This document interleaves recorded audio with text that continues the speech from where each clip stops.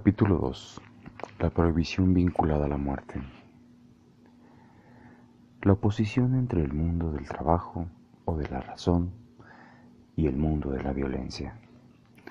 En los desarrollos que seguirían, que tienen por objeto el erotismo ardiente, el punto ciego en el que el erotismo alcanza su intensidad extrema, me refiere sistemáticamente a la oposición entre dos términos inconciliables de los que he hablado, lo prohibido y la transgresión. En cualquier caso, el hombre pertenece a ambos mundos, entre los cuales, por más que quiera, está desgarrada de su vida. El mundo del trabajo y de la razón es la base de la vida humana. El trabajo no nos absorbe enteramente y si bien la razón manda, nuestra obediencia no es jamás ilimitada. Por su actividad, el hombre edificó el mundo racional, pero sigue subsistiendo en él un fondo de violencia. La naturaleza misma es violenta y por más razonables que seamos ahora, puede volver a dominarnos una violencia que ya no es la natural, sino la de un ser razonable que intentó obedecer, pero que sucumbe al impulso que en sí mismo no puede reducir la razón. Hay en la naturaleza y subsiste en el hombre un impulso que siempre excede los límites y que sólo en parte puede ser reducido. Por regla general, no podemos dar cuenta de que ese impulso es incluso aquello de lo que por definición nunca nadie dará cuenta, pero sensiblemente vivimos en su poder. El universo que nos porta no responde a ningún fin que la razón limite. Si intentamos hacer que Dios responda por él, lo único que hacemos es asociar de manera no razonable el exceso infinito, en cuya presencia se halla nuestra razón. Con esa misma razón, ahora bien, por el exceso mismo que hay en él, ese Dios cuya nación inteligible quisiéramos formar no cesa. Al exceder esa razón, al exceder esa noción de exceder los límites de la razón. En el terreno donde se desenvuelve nuestra vida, el exceso se pone de manifiesto allí donde la violencia supera la razón. El trabajo exige un comportamiento en el cual el cálculo es de esfuerzo relacionado con la eficacia productiva, es constante. El trabajo exige una conducta razonable, en la que no se admiten los impulsos tumultuosos que se liberan en la fiesta o, más generalmente, en el juego. Si no pudiéramos refrenar estos impulsos, no llegaríamos a trabajar, pero a su vez el trabajo introduce precisamente la razón para refrenarlos. Esos impulsos dan a quienes ceden a ellos una satisfacción inmediata. El trabajo, por el contrario, promete a quienes los dominan un provecho ulterior y de interés indiscutible, a no ser desde el punto de vista del momento presente. Ya desde los tiempos más remotos, voy a la cita, salto la cita, el trabajo introdujo una escapatoria gracias a la cual el hombre dejaba de responder al impulso inmediato, regido por la violencia del deseo. Es arbitrario, sin duda, oponer siempre el desapego, que está en la base del trabajo, a unos movimientos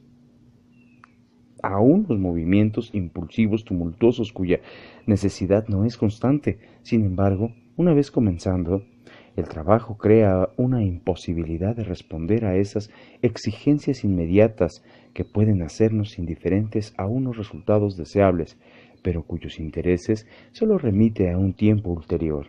La mayor parte de las veces el trabajo es cosa de una colectividad, y la colectividad debe oponerse durante el tiempo reservado a trabajo a esos impulsos hacia excesos contagiosos en los cuales lo que más existe es el abandono inmediato a ellos, es decir, a la violencia.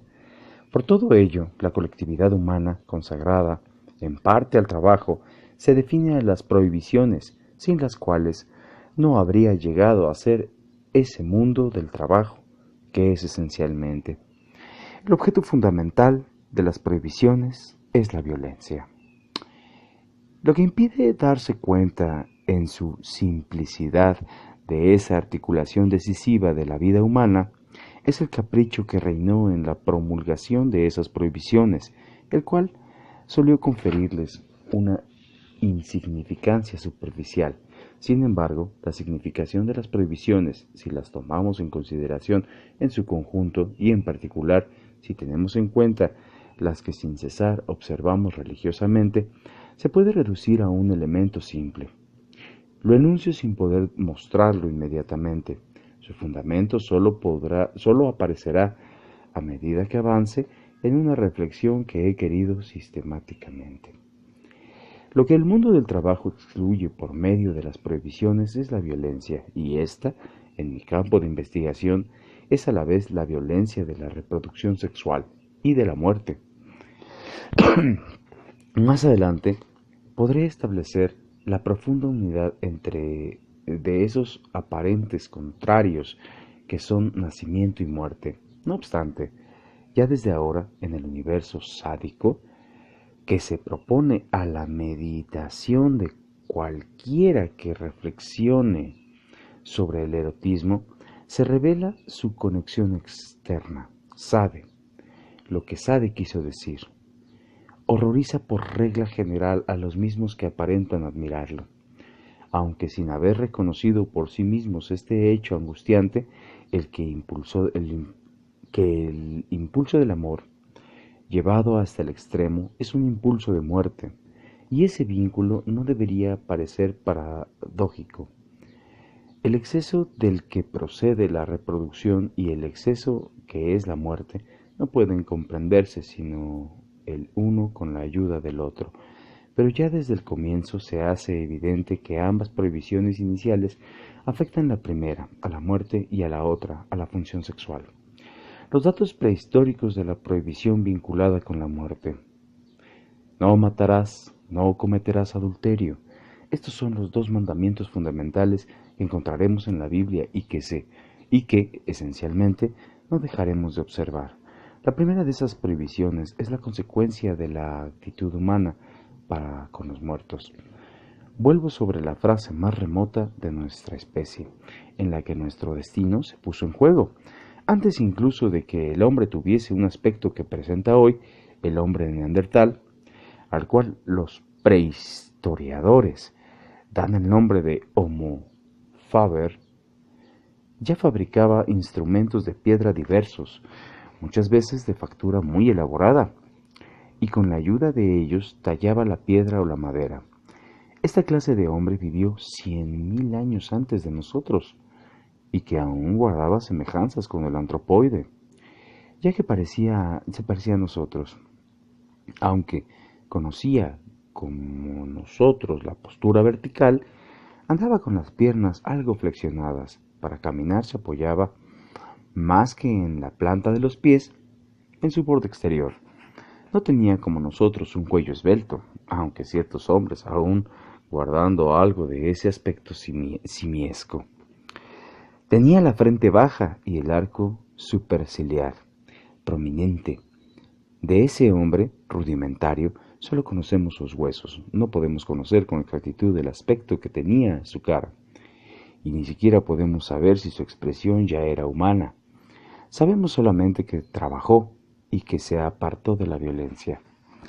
Si tomamos en consideración su vida en su conjunto, diremos que no solo salió del terreno de la violencia, nosotros mismos no lo hemos abandonado eternamente, pero escapó en parte al poder de lo violento. Ese hombre trabaja de su habilidad técnica. Tenemos como testimonio sus herramientas de piedra, abundantes y variadas. Esta habilidad ya era notable. Era tal que, sin una atención premeditada, podría volver sobre la concepción primera y mejorarla. Esto es, podría conseguir unos resultados no solamente regulares, sino a la larga mejores. Sus herramientas no son, por lo demás, las únicas pruebas de una oposición naciente a la violencia. Las sepulturas dejadas por el hombre de Neandertal dan igualmente testimonio de ellas. Lo que con el trabajo ese hombre reconoció como horroroso y como admirable, diríamos también como maravilloso, es la muerte.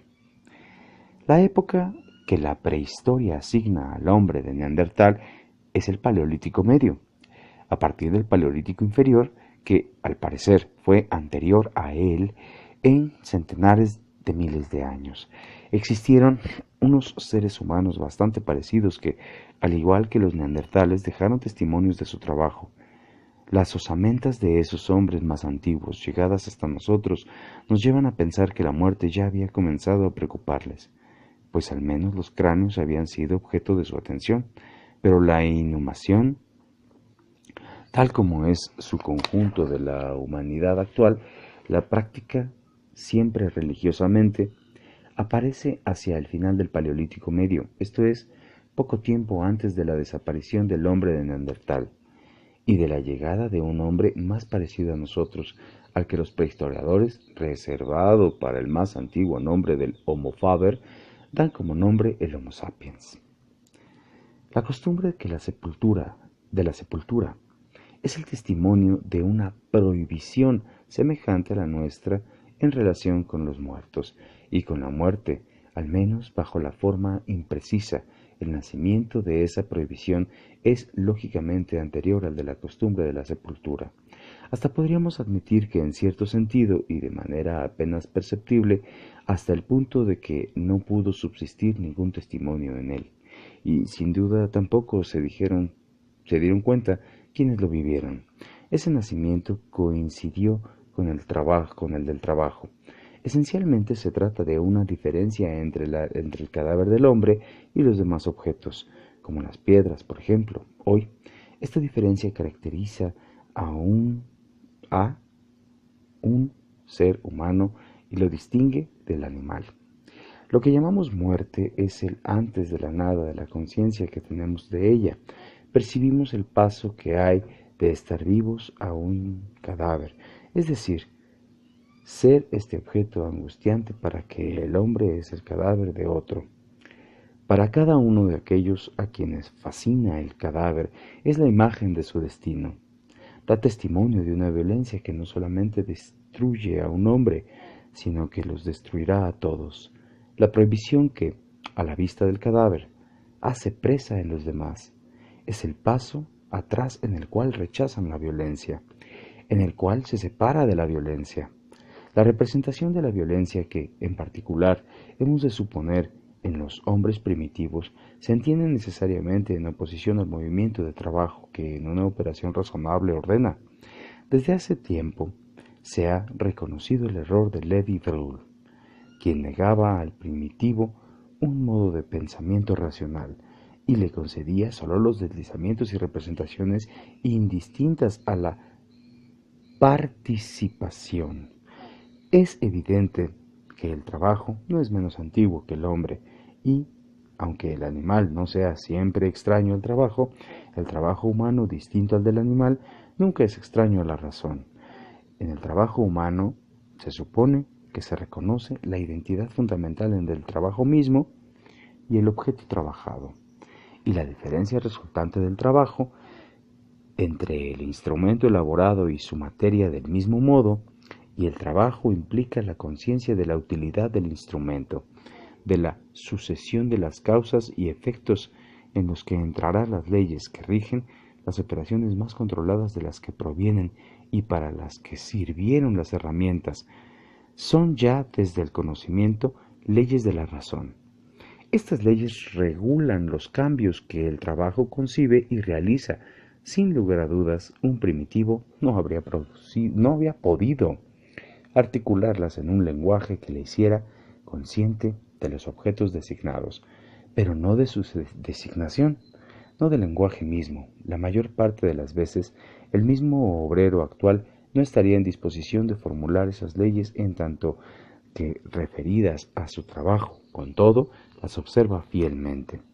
El primitivo pudo, en ciertos casos, pensar como Levi-Brühl lo representó, de una manera no razonable, pensando que una cosa es y al mismo tiempo no es. o que una cosa puede ser a la vez lo que ella es y otra cosa.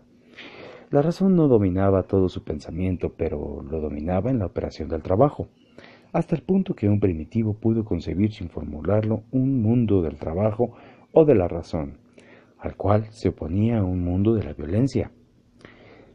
Ciertamente la muerte difiere, igual que un desorden, del ordenamiento del trabajo.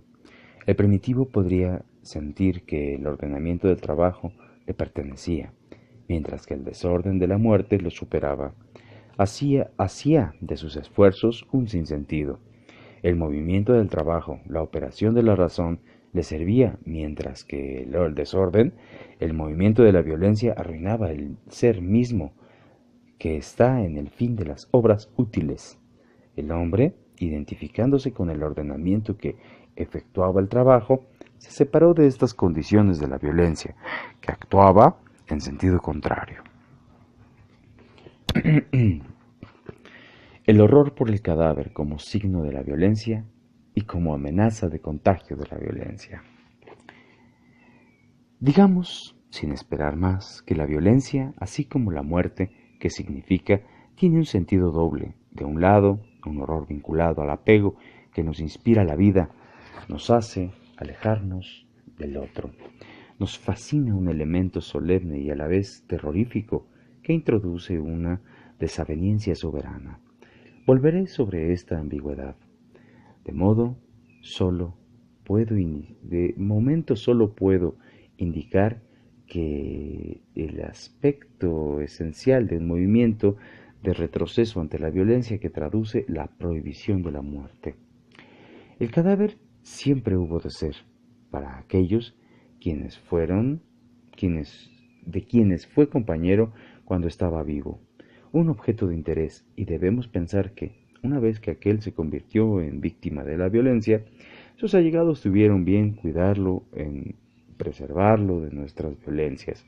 Sin duda, ya desde los primeros tiempos la inhumación significó, para quienes la enterraron, el deseo que tenían de preservar a los muertos de la voracidad de los animales.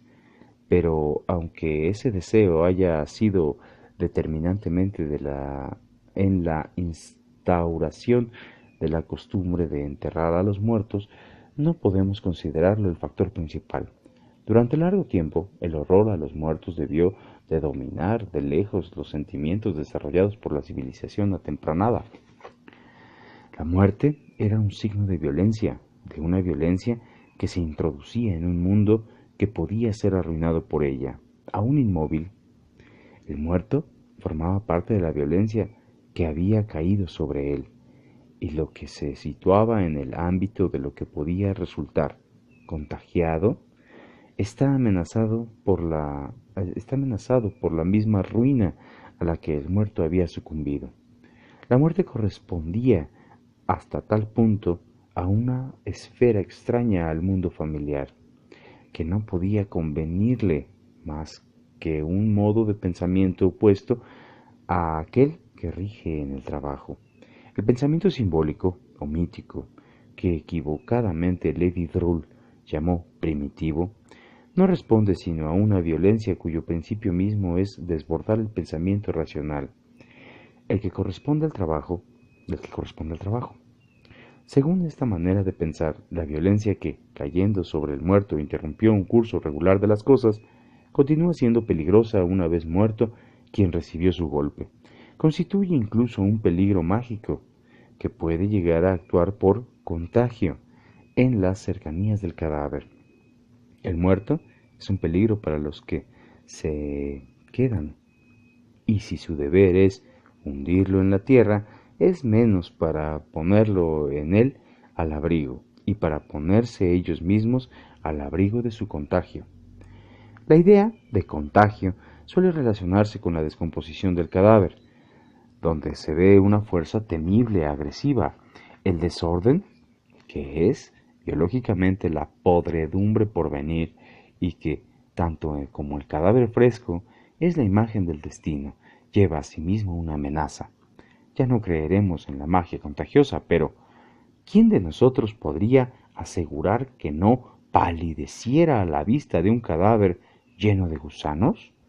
Los pueblos arcaicos ven en el desecamiento de los huesos la prueba de que la amenaza de la violencia que se hace presente en el instante mismo de la muerte se ha apaciguado ya. Desde el punto de vista de los supervivientes, el propio muerto, sometido al poder de la violencia, suele participar en su desorden, y es su apaciguamiento lo que finalmente ponen de manifiesto sus huesos blanqueados. La prohibición de dar muerte.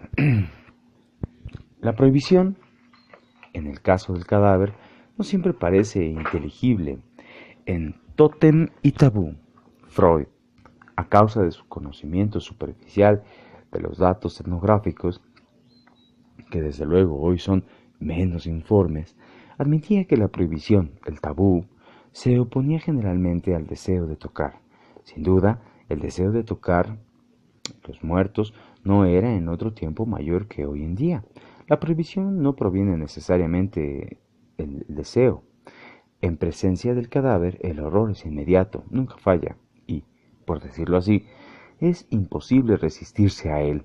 La violencia de la que la muerte está impregnada solo en un sentido introduce a la tentación.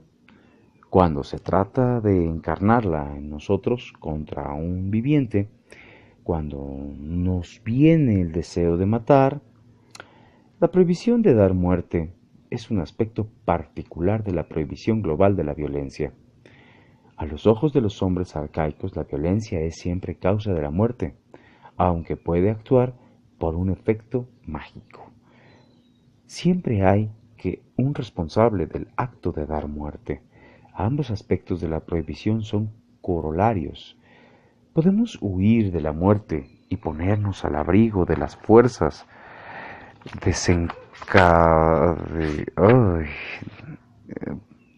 podemos huir de la muerte y ponernos al abrigo de las fuerzas desencadenadas que la habitan.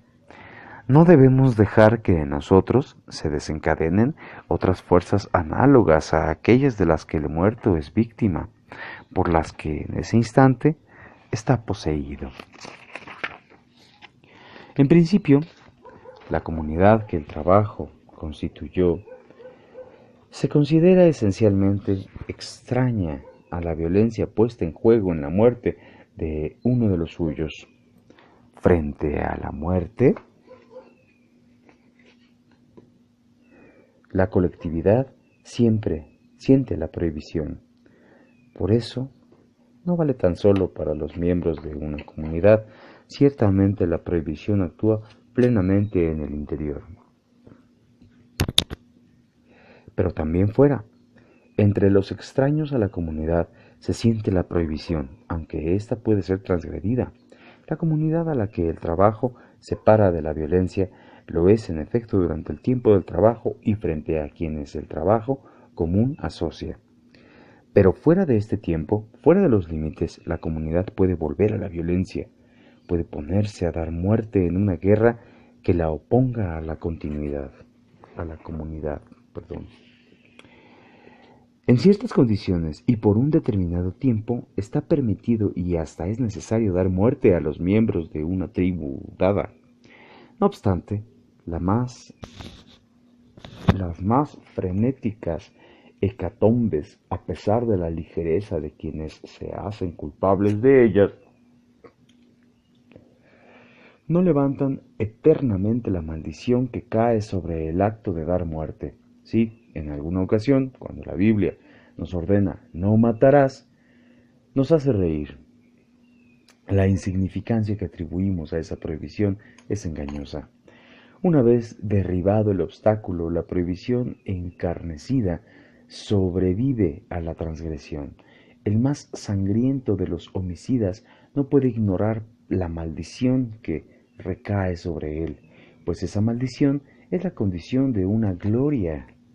Las transgresiones aún multiplicadas no pueden acabar con la prohibición, como si la prohibición fuera únicamente el medio de hacer caer una gloriosa maldición sobre lo rechazado por ella. Esta última frase contiene una verdad primera: la prohibición, fundamentada con el pavor, no nos pone solamente que la observemos, nunca falta su contrapartida. Derribar una barrera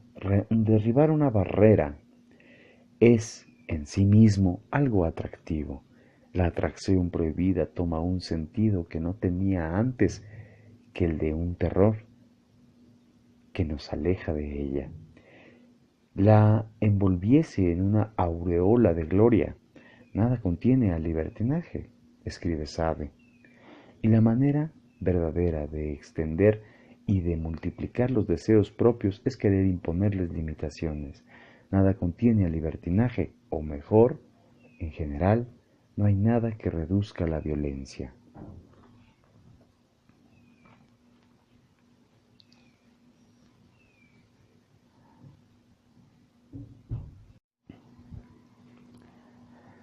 Capítulo 2.